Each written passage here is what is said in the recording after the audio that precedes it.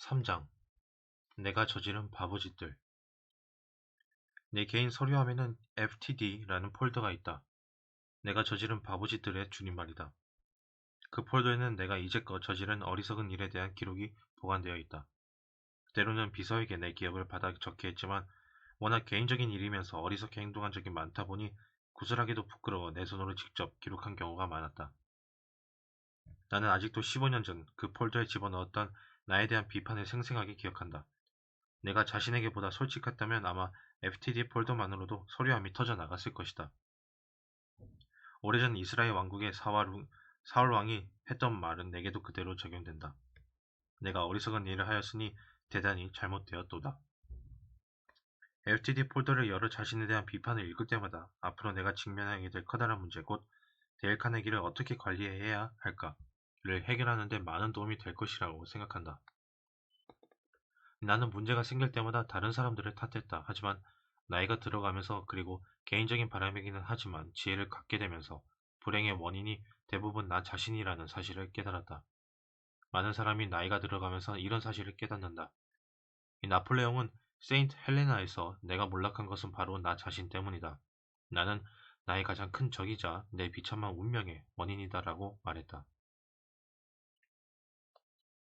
자기 평가와 자기 관리 영역에서 예술가라고 불러도 좋을 만한 사람의 이야기를 소개한다. 그의 이름은 H.P. 하웰이다. 1944년 7월 31일 뉴욕 엠베서더 호텔의 한 가게에서 그가 급사했다는 소식이 속보로 뜨자 월스트리트는 충격에 빠졌다.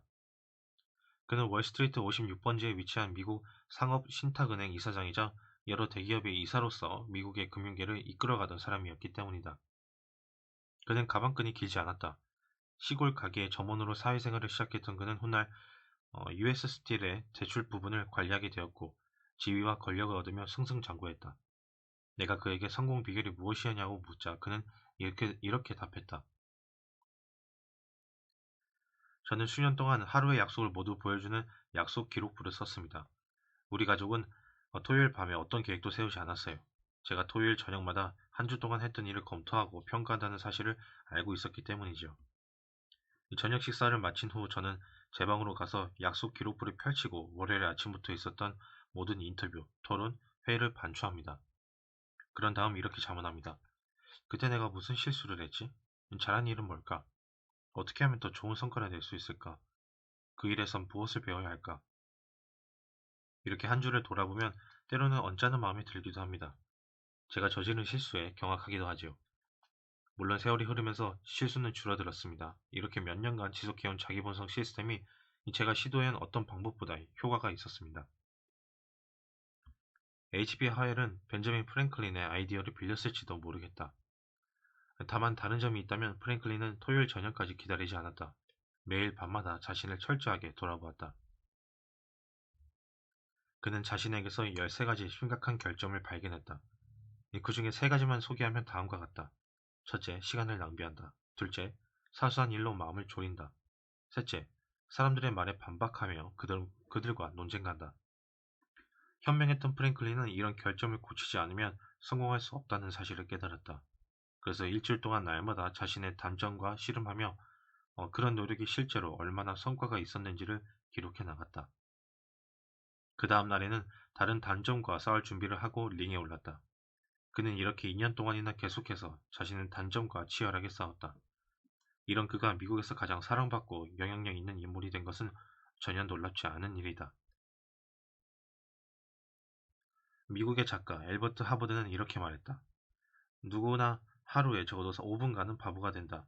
그 시간을 넘기지 않는 것이 바로 지혜다. 대단치 않은 사람들은 사소한 일에도 분노를 터뜨린다.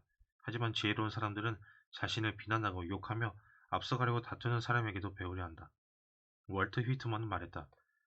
지금껏 당신을 칭찬하고 당신에게 공손하며 길을 비켜주는 사람들의 가르침만 배워왔단 말입니까?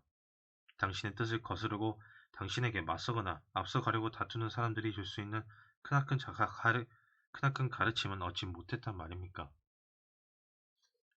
이 적들이 우리나 우리의 일을 비판하기까지 기다리지 말고 우리가 먼저 해치우자.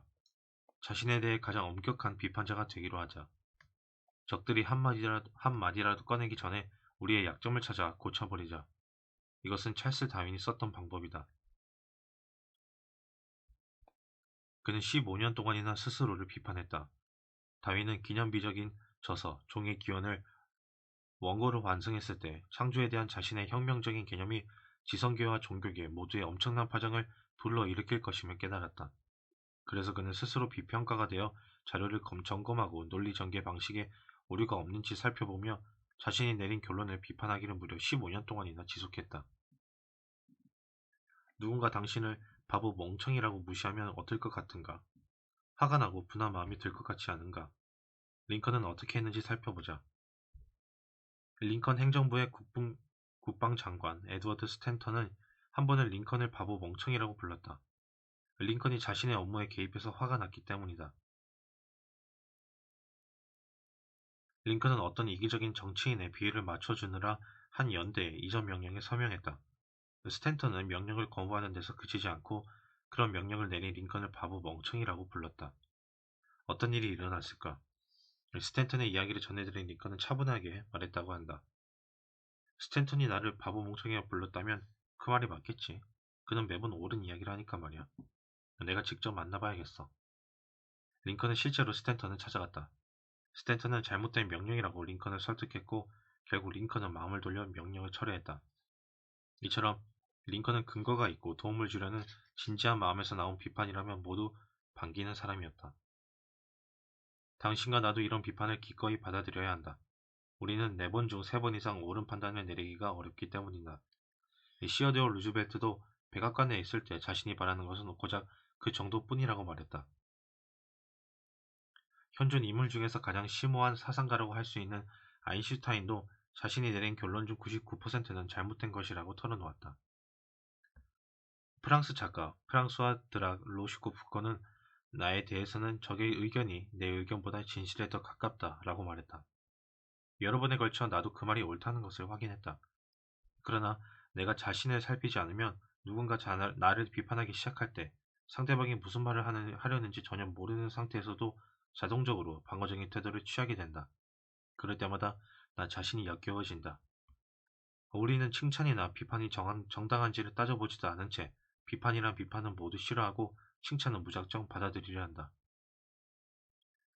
우리는 논리적인 존재가 아니다. 감성적인 존재다. 우리의 논리란 깊고 어둡고 폭풍우가 몰아치는 감정의 바다에서 이리저리 요동치는 조각배와 같다. 앞으로 40년이 지나면 우리는 과거를 돌이켜보며 자신의 모습을 비웃게 될지도 모른다. 역사상 가장 칭송받는 소도시 신문 편집장이었던 윌리엄 앨런 화이트는 50년 전에 자신이 교만하고 뻔뻔스러우며 시건방지고 미루숙한 바리새인, 현실에 안주하는 수구적인 인간이었다고 고백했다. 앞으로 20년이 지나면 당신이나 나도 지금의 모습을 비슷하게 평가할지 모른다. 누가 알겠는가? 앞에서 나는 부당한 비난을 받았을 때 대처하는 방법을 이야기했다. 하지만 조금 다른 생각을 덧붙이겠다. 만약 누가 당신을 부당하게 비난한다는 생각으로 화가 난다면 잠시 화를 가라앉히고 스스로에게 말해보라. 잠깐, 나는 결코 완벽한 인간이 아니야. 아인슈타인도 99%는 틀렸다고 인정하는 마당에 내가 아무리 잘해봐야 80%는 틀리지 않겠어? 어쩌면 온당한 비판일 수도 있지. 그렇다면 고마워하면서 내게 도움이 될 만한 것은 없는지 살펴봐야겠어.